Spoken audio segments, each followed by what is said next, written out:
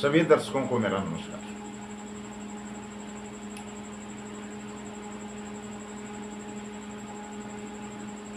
जितने भी हमारे दर्शक हैं, जो लोग हमारे साथ जुड़े हैं, हम ये प्रयास करते रहते हैं कि ज्योतिष के माध्यम से आपको अच्छे से अच्छी जानकारी उपलब्ध कराई जा सके। इस पर हम अनुसंधान भी करते हैं और जो हमारे ग्रंथ हैं उनका अध्ययन करके और उन्हीं मापदंडों के आधार पर हम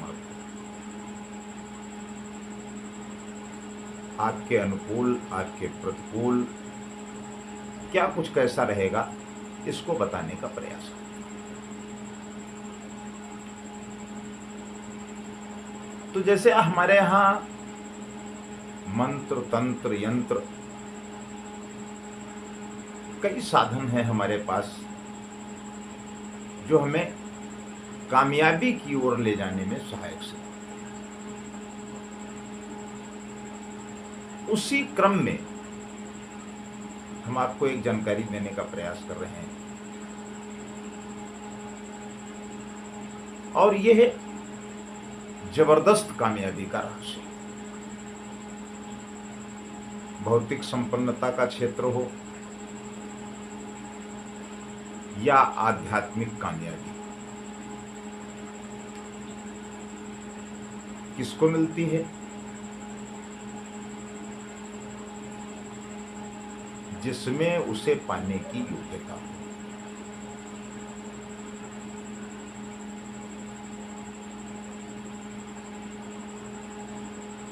और योग्यता के साथ साथ आप में ये क्षमता भी होनी चाहिए कि आप उस कामयाबी को हासिल करने के लिए पर्याप्त मेहनत करें।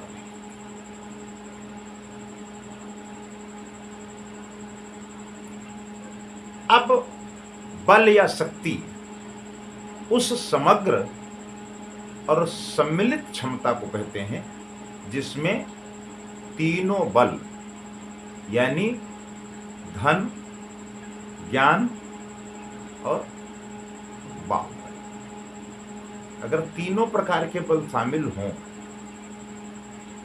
तो वो व्यक्ति दुनिया का सर्वाधिक शक्तिशाली व्यक्ति माना है।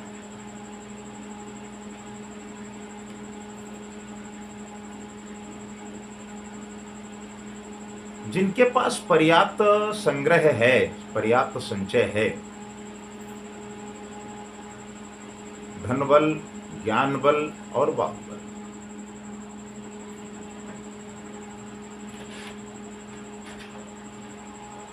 उन्हीं को संचय की क्षमता प्राप्त है। लेकिन इसके साथ साथ हमारे प्राचीन सदग्रंथों में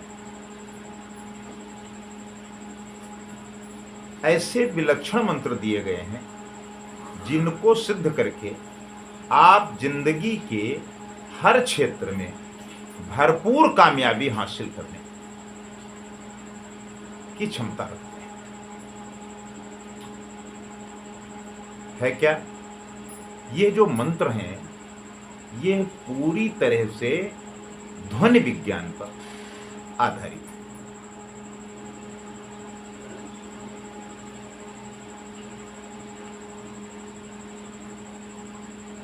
तो अगर धन प्राप्ति के प्रयास में आप प्रयासरत हैं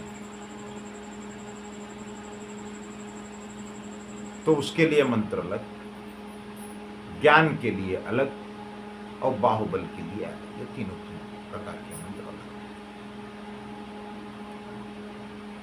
हम इस वीडियो के डिस्क्रिप्शन बॉक्स में भी उन तीनों मंत्रों का उल्लेख करेंगे ताकि आपको उन्हें पढ़ने में, समझने में कोई दिक्कत ना हो। धन बल के लिए कमलासने विद्महे विष्णु प्राये धीमहि तन्नो लक्ष्मी प्रचोदयात्।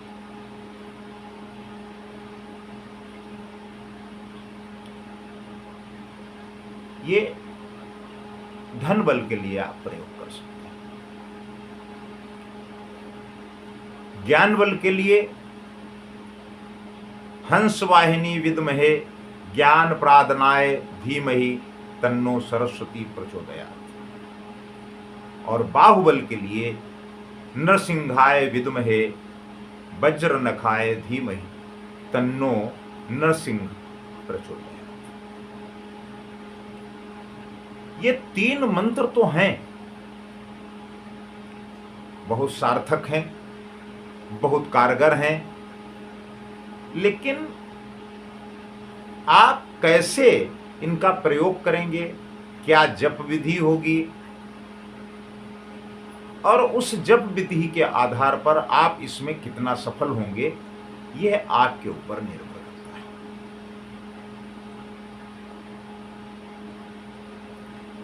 अब जो ये मंत्र हैं, इनका जप प्रारंभ करने से पूर्व कुछ बहुत ही सरल, सुगम और सार्थक नियम बताए गए हैं। उन पर आपको अपना ध्यान केंद्रित करना होगा। क्या है ये नियम? ध्यान रहे,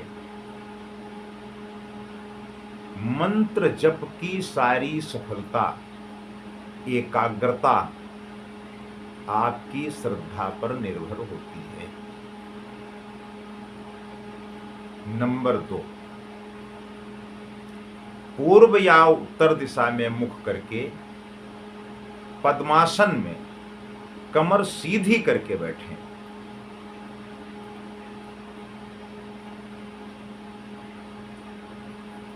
तीनों कोई 2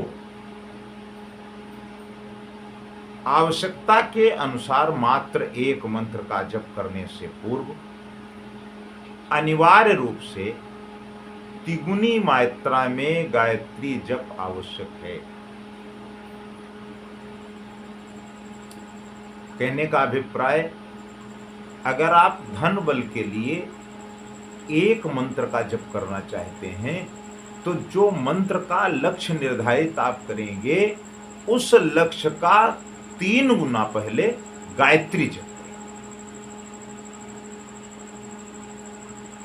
और गायत्री जप के उपरांत आप इस मंत्र का जप प्रारंभ करेंगे तो सफलता प्राप्त होगी। और उसके साथ साथ जो और नियम बताए गए हैं, उनका भी अनुपालन करना अनिवार्य होगा।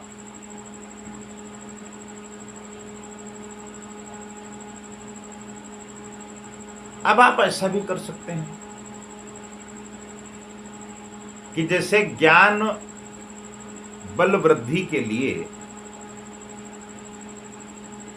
मंत्र का एक माला जप करना हो, तो उससे पूर्व 3 माला गायत्री जप करना चाहिए। यानी 1:3 का ही।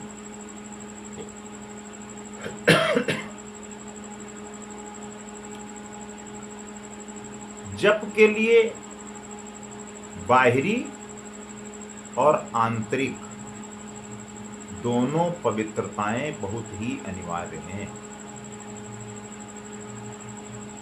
जितने आप बाहर से पवित्र हो, उतना ही आपका अंतःकरण भी पवित्र हो। तो इस मंत्र जप का लाभ आपको बहुत आसानी से और बहुत जल्दी प्राप्त हो सकता है। अंतिम और सबसे विशेष,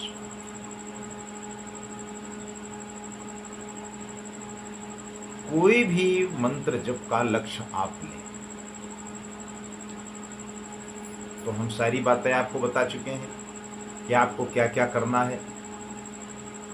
लेकिन इसके साथ एक बात जो अंतिम है और अनिवार्य रूप से इसका पालन करना है, वो ये है कि मंत्र का जप सूर्योदय से पूर्व संपन्न हो जाना चाहिए।